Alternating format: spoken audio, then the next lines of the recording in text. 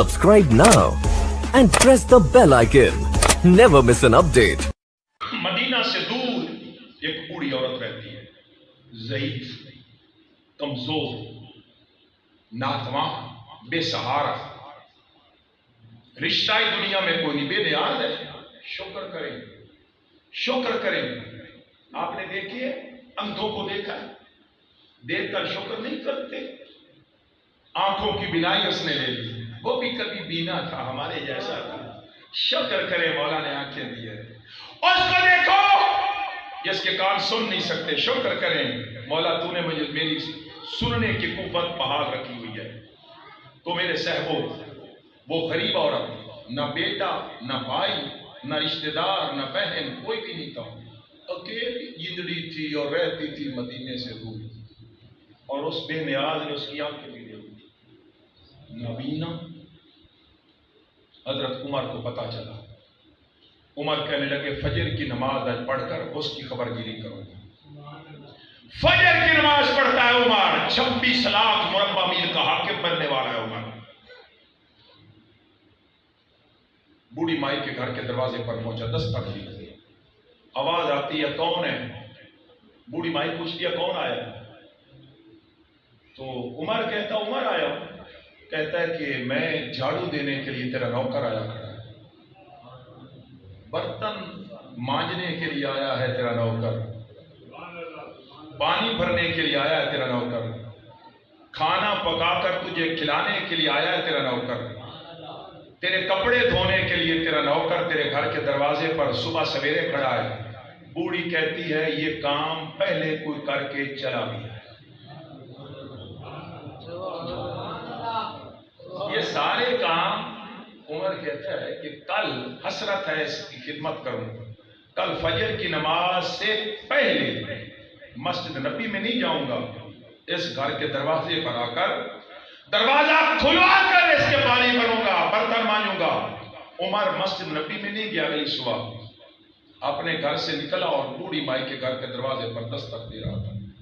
वो कहती है, मम बिल बाब मन दक्कल बाब। बूढ़ी औरत ज़ईफ कहती है, कौन आया है मेरे घर के दरवाजे पर? उमर कहता है, कल भी आया था, आज फिर आया तेरी खिदमत करने। बूढ़ी कहती, ये काम जो झाड़ू देना, बर्तन धोना, ये सारे काम पहले कोई आज भी करके चला गया। उमर ने कहा, कल तहज्जुद की नमाज बाद में, गरीब की खिदमत पहले। उमर तहज्जुद के वक्त उठे, सीधे उस बूढ़ी औरत के घर के दरवाजे पर दस्तक दे रहे थे। बूढ़ी पूछती है, कौन आया? उमर कहता है, 3 दिन हो गए, हसरत खा गई है, तेरे घर में झाड़ू देता, बर्तन धोता। वो कहती है, सारे काम को करके चला गया, आज मशकीज़ा उठाकर ले गया पानी भरने के लिए, खुदा जाने कहां से भर कर लाता है, अभी आया नहीं। जिम्मेदार सुन रहे,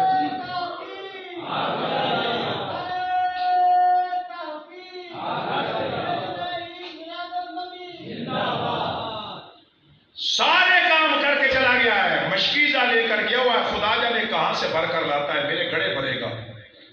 उमर कहते हैं, आज देखूंगा है कौन, और कितनी मुद्दत से इस बूढ़ी माई के काम आ रहा है। उमर कहते हैं, उमर मैं घर नहीं गया, मैं दरवाजे पर देखता रहा कि कहां से आता है। उमर कहते हैं, देखा तो दूर से एक शख्स ऐसे कमान की तरह झुका हुआ था, जिसका भारी मशकीज़ा उठाने की वजह से उसका कमर झुकी हुई थी और जवानी ढली हुई मालूम होती थी, कमजोर सा लगता था। उमर का तजस्सुस बढ़ा के देखूं है कौन। वो करीब आता गया। जब करीब आया, उमर ने खड़े खड़े जहां खड़े थे वहीं से आवाज दी, है तू कौन? तारुफ तो करा। बोला ही नहीं। उमर कहते, अजीब बंदा, बोलता ही नहीं, कोई कानून का तो मसला नहीं है। उमर कहते हैं, मैं चंद कदम और उसके करीब गया, फिर मैंने बुलाया, बोलता क्यों नहीं? वो ऐसे रुका नहीं, वो भी मशकीज़ा उठाए कदमों के साथ चल रहा था। उमर ने जब दोबारा पूछा तो फिर नहीं बोला, ऐसे ही चलता रहा, तवज्जो ही नहीं की। उमर कहते हैं, तीसरी बार मैंने पूछा नहीं, मैं उसके रास्ते में आ गया, मैंने रोक लिया। जैसे मैंने रोका और उसके चेहरे को देखा तो चेहरे पर पर्दा था। भला क्यों मेरा बेटा ले دنیا کے لیے نہیں، وہ راضی ہو جائے۔ عمر کہتے میرا تجسس بڑا ہوا تھا اور چہرے پر اس کا نقاب تھا، میں نے اس کندھے پر ہاتھ رکھا جس پر بھاری مشکیزہ تھا، اور دائیں ہاتھ سے میں نے اس کے نقاب کو پلٹا، اور پھر میں نے پوچھا کہ بتاتا کیوں نہیں، تیرا نقاب نہ پلٹ دوں؟ پھر نہیں بولا۔ عمر نے جلدی سے نقاب پلٹا۔ عمر کہتے ہیں مجھ پر سنسنی کاری ہو گئی، میں بڑھتا حیرت میں ڈوب گیا، غاش کھا کر گرنے والا تھا۔ وہ کو مدینے کا عام بندہ نہیں تھا، وہ وقت کا بادشاہ ابو بکر صدیق تھے۔ میلاد منانے والوں میرے بیٹو، میں تمہیں درس دے کر جا رہا ہوں، جب غصہ آئے تو اس تقریر کو یاد کرنا، طیف کے بازاروں میں چلے جانا، نہ اپنی زندگی برباد کرنا نہ دوسرے کی زندگی برباد کرنا، تقدس وادی والی زندگی گزارو، آنکھوں میں حیا لے کر آؤ، ہاتھوں میں سلامتی لے کر آؤ، قدموں میں نیکی لے کر آؤ، ماں باپ کی آنکھوں کی ٹھنڈک بن جاؤ، اور جس پر ماں راضی ہو جائے،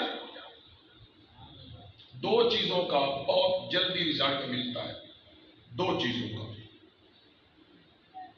ماں باپ کی بے ادبی کریں تو گرفت دنیا میں ہو جاتی ہے، اور ماں باپ کا ادب کریں تو اجر بھی دنیا میں مل جاتا ہے۔ 14 تاریخ کو ایک بندے سے ملاقات ہوئی، اس کا نام ہے احسان بلال، اور یہ فروکہ کا فرنیچر کا اس کا بڑا کاروبار ہے، مدینہ فرنیچر ہاؤس، اور اس کے دوسری دکان اس کی ہے احسان بلال فرنیچر ہاؤس۔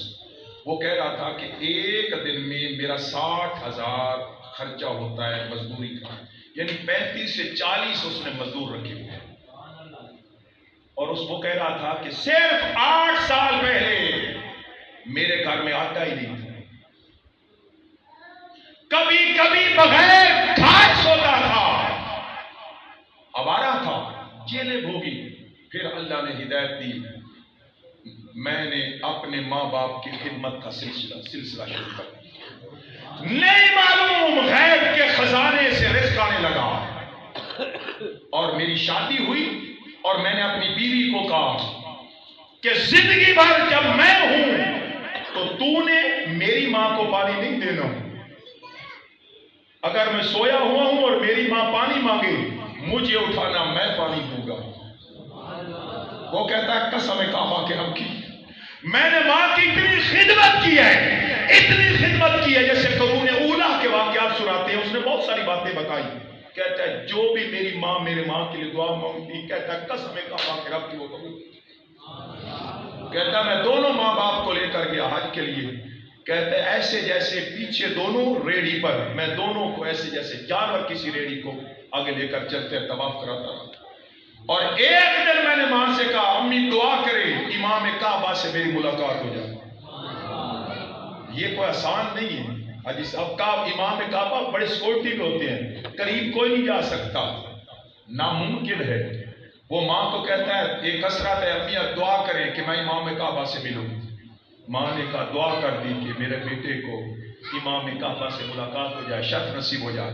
وہ کہتا ہے بس ماں سے دعا کر آئی، امام کے قریب جانے لگا، اور سیکورٹی گارڈ نے چونکہ گھیرا ڈالا ہوا تھا، انہوں نے پیچھے دھکیل دیا، قریب نہیں جا سکتے، کیا چاہتے ہو؟ اس نے کہا امام سے مصافحہ چاہتا ہوں۔ امام ابھی منبر سے اترنے والے تھے، اس نے سیکورٹی گارڈ کو ہٹ جاؤ، اس کو مجھے ملنے دو۔ میرے بیٹو تمہاری جوانیاں سلامت رہے، تمہاری حسرتیں پوری ہوتی رہیں، بوڑھے باپ کا سہارا بننا، ماں کا سہارا بننا، اٹھ کر خدمت کرنا، باپ کے پاؤں دبانا، باپ کو راضی کر لو، ماں کو راضی کر لو، عرش والا راضی ہو جائے گا، مدینے والا راضی ہو جائے گا، میلاد اللہ کے حضور قبول ہو جائے گا۔ اللہ تعالی ہم سب کے حال پر لطف و کرم